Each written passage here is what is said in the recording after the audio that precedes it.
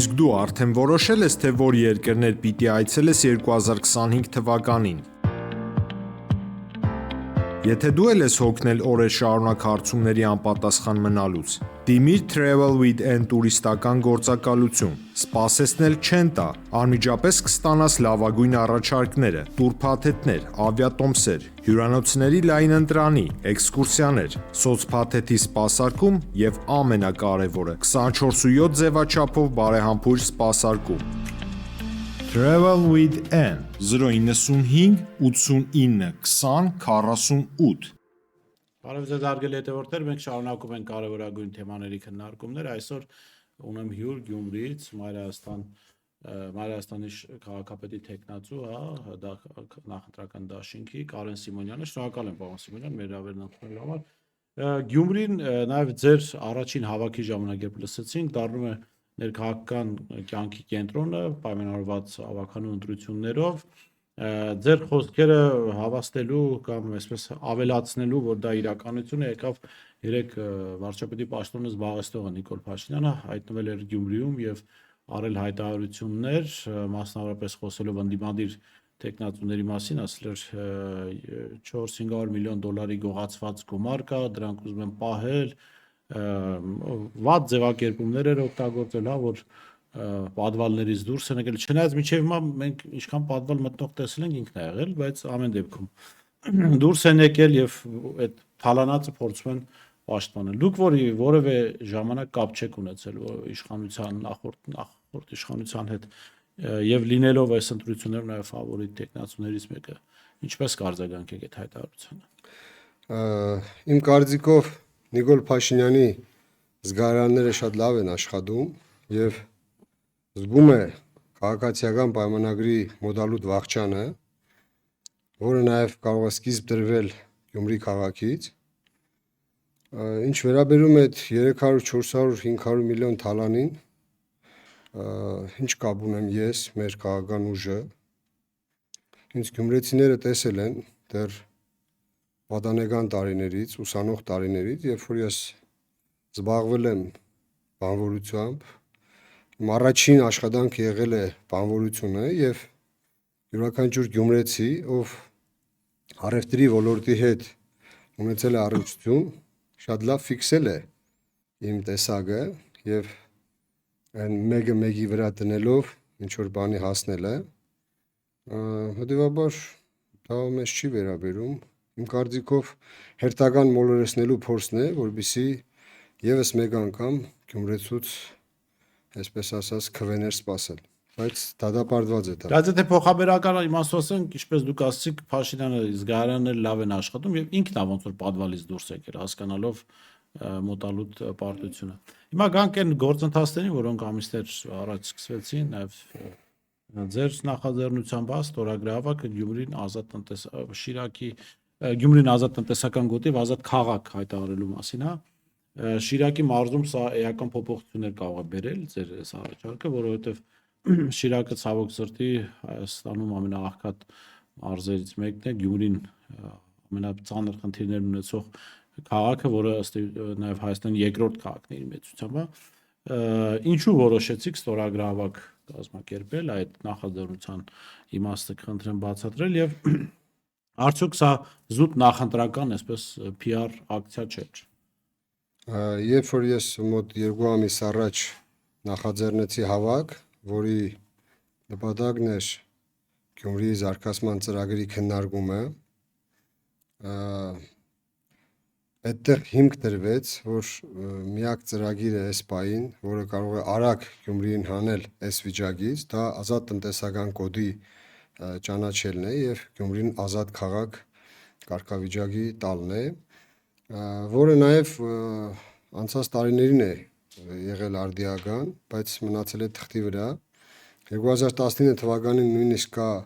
կառավարության որոշում, բայց այդպես էլ չի իրագործվել։ Պատճառները որոշակի չափով հայտնի են, որոշակի ոչ։ Հայտնիներից են իրենք ավելի շատ փորձել են կապ հաստատել իսրայելական բիզնես դաշտի հետ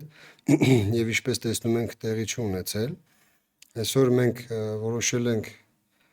կապի դուրս գալ նաեւ ռուսական բիզնես դաշտի հետ։ Ինչի եմ շեշտում ռուսականը, որովհետեւ Գյումրիում կա ռուսական ռազմաբազա, որի ներկայությունը նաեւ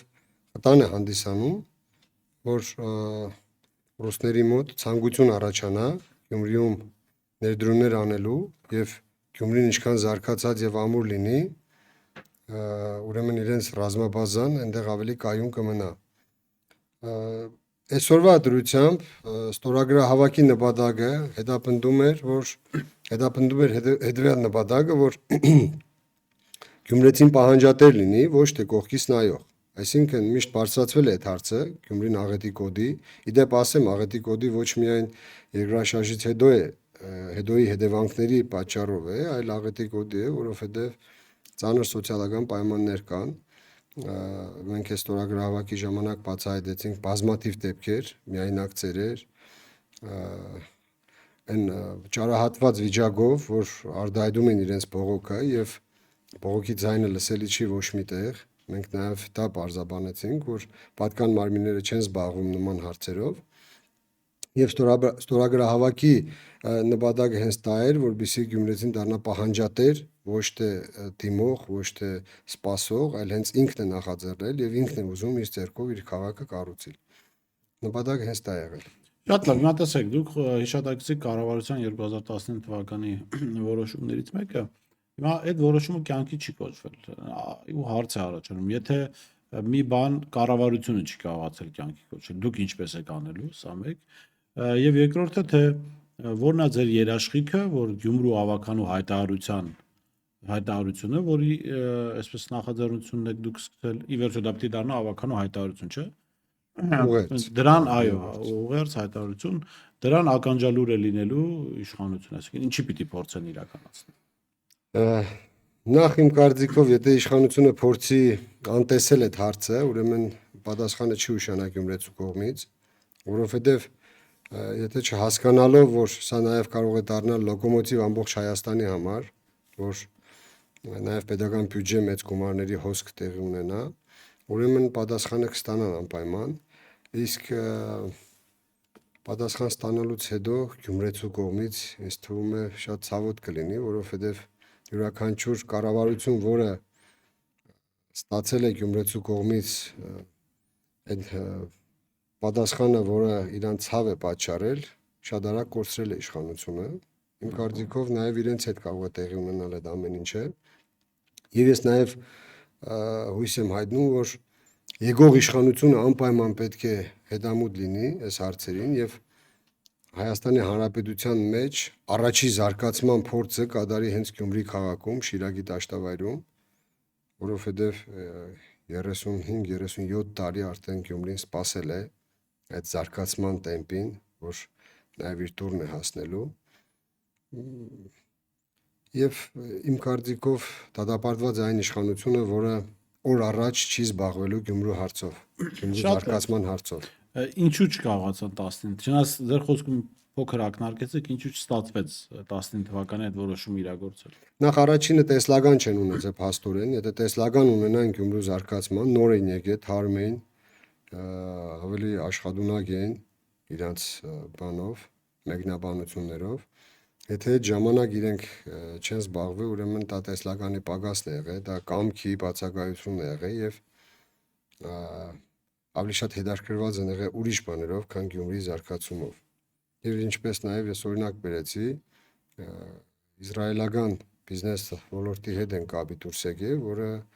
չի բերել այն հաջողությունը, որին մենք սպասել ենք։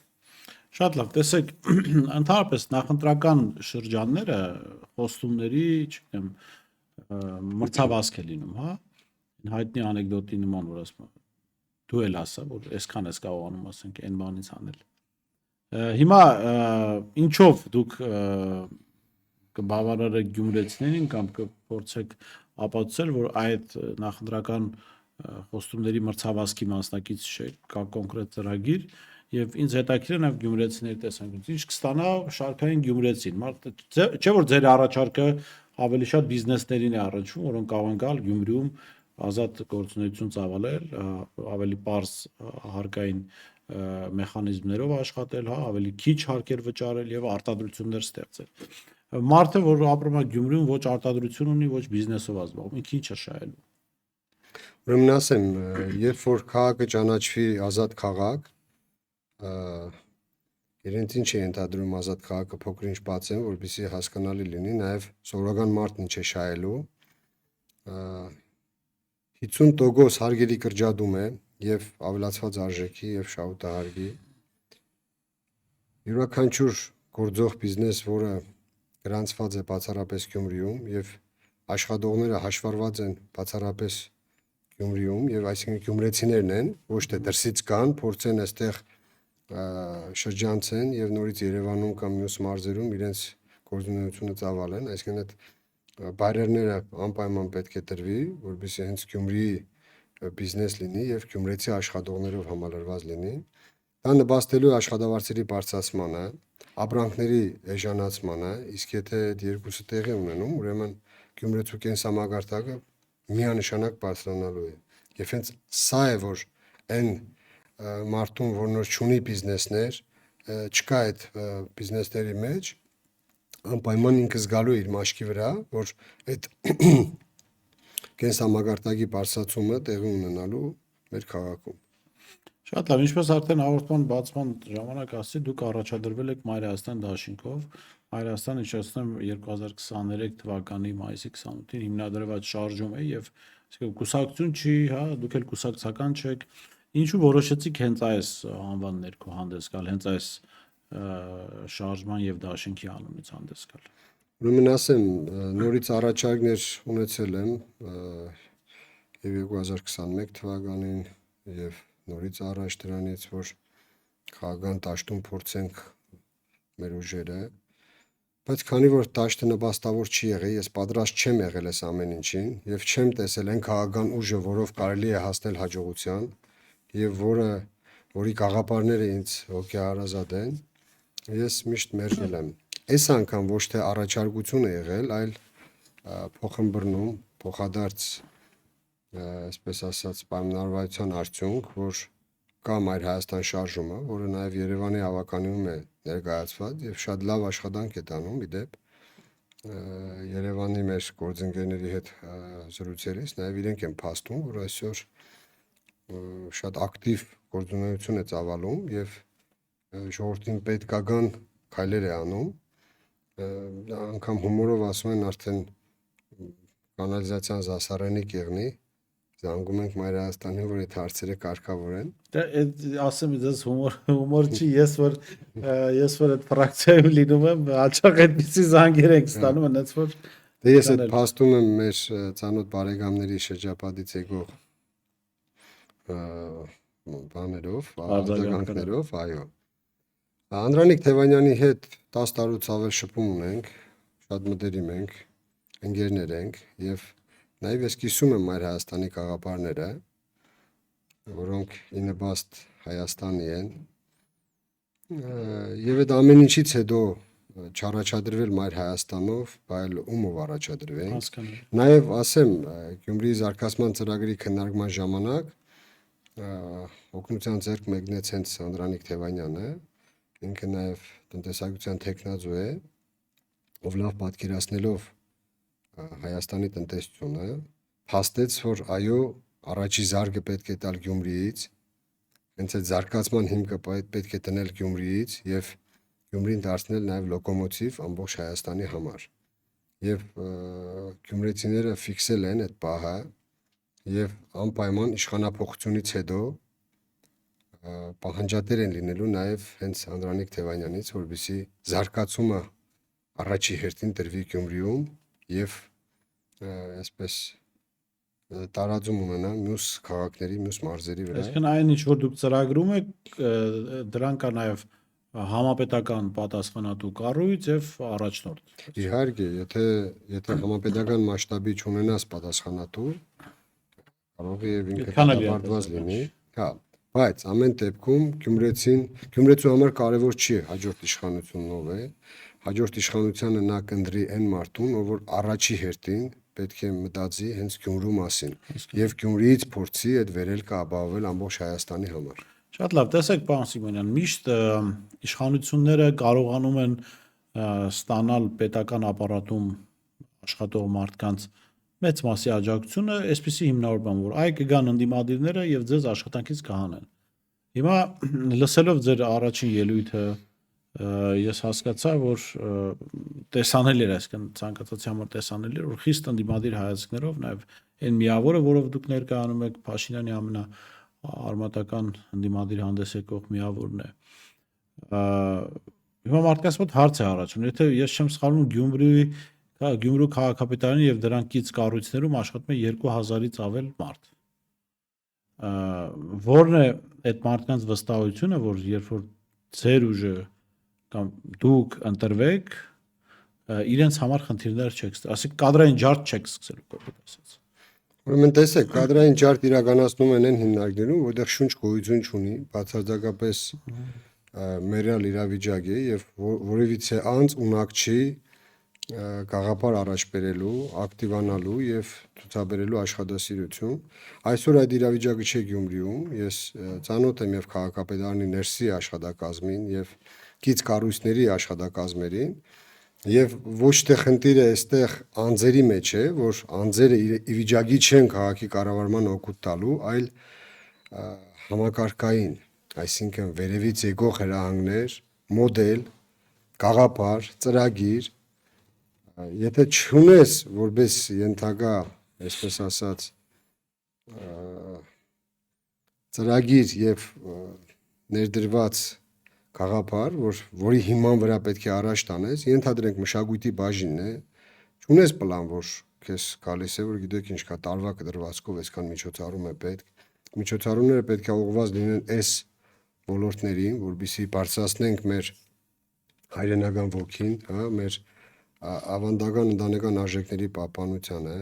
կրթական ոլորտում, սպորտի ոլորտում, եթե այդ ամեն ինչը չկա, ինչքան ուզում է լավ աշխատող այնտեղ նստած եղնի։ Ինքը վիճակի չէ այդ բաները իրականացնել, որովհետև դրա համար պետք է ծրագրի հաստատում։ Մի խոսքով, էլի, ես գտնում եմ, որ կադրային ջարդ իրականացնելու խնդիր բացարձակապես չկա, ուղղակի պետք է յուրաքանչյուր կադրի ճիշտ տեղում նշանակել եւ տալ են ամեն ինչը ինչ պետք է այդ բաժնին եւ պահանջել այն ամենը, որն որ օգուտ է բերելու Գյումրի քաղաքին։ Հասկանալի է, տեսեք, ասում եմ, վերջին հարցն է, որ ամփոփենք մեր զրույցը, մի փոքր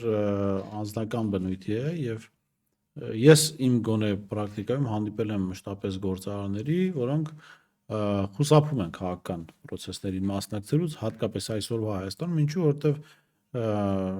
զբաղվել քաղաքականությամբ, այնել ընդդիմադիր դիրքերից նշանակում է ունենալ խնդիրներ իշխանությունների հետ, հա, վստահաբար իշխանությունները կփորձեն գտնել ճանապարհներ վնասելու բիզնեսը, հա, մարդու եւ այդ հարցում կանք չեն արել նաեւ ոչ օրինական ճանապարհների դեպքում, հա, կբանստեն նաեւ ապօրինի միջոցներ։ Հիմա ինձ հետաքրքրում է ձեր կյանքում այսպես բավարարված լինելով, հա, բիզնես ունենալով, հանգիստ ապրելով, ինչու որոշեցիք մտնել քաղաքականություն, հաշվի առնելով այն նաև որ քաղաքականությունը ամեն դեպքում այսպես սկեղթոտ ոլորտ է, մարդիկ մտնում են, քննադատվում են, թիրախավորվում են, պիտակավորվում են, հաճախ անարդարացի, հա։ Ուզում եմ այս հարցին շատ անկեղծ պատասխանեք, որն է ձեր մոտիվացիան զբաղվելու քաղաքականությամբ։ Դա խառնվածքով կբացատրեմ, որովհետև իմ ներքին խառնվածքը հենց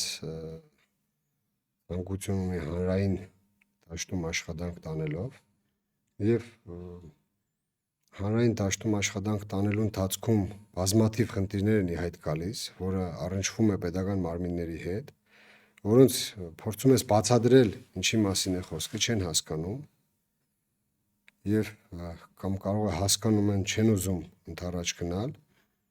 եւ այդտեղ գալիս է հաջորդը, ուրեմն այդտեղ է ունես պայքար,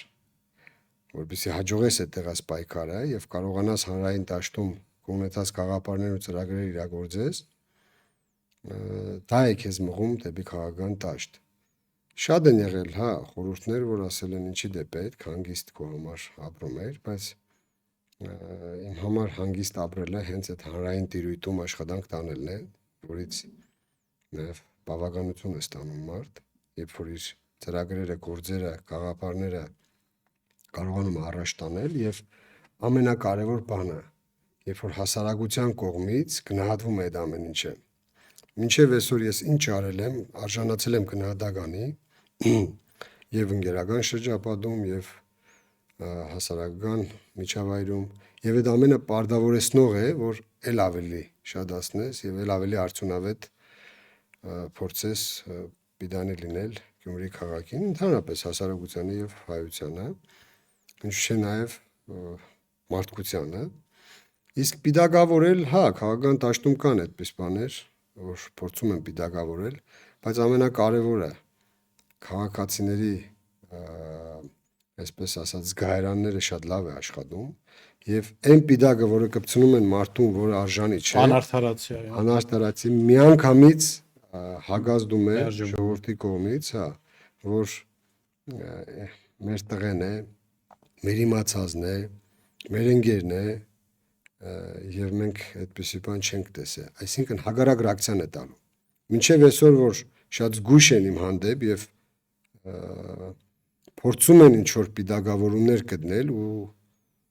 հələ չեն գտել իրանց ուզածը, որպեսզի հանրային տիրույթում աղմուկ բարձրացնեն, աշխատի, հա, շատ զգուշավոր են իմ անձի հանդեպ, անունի հանդեպ եւ իմ կարծիքով